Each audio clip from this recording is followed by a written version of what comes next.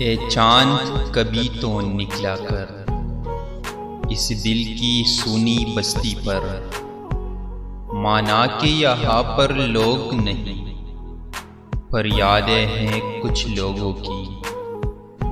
वो लोग जो मेरे अपने थे, इस दिल में जिनके सपने थे। उन अपनों में एक ऐसा था जो सब में चांद के जैसा था,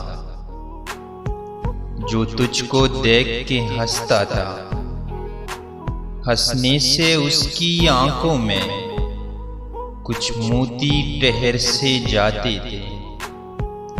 ये मोती चंदन शब का हुस्न कुछ और दो बाला करते थे।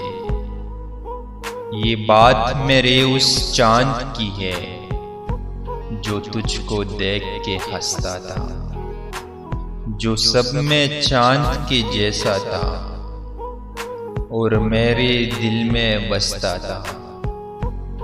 माना कि यह अब चांद नहीं पर यादें तो उस चांद की है।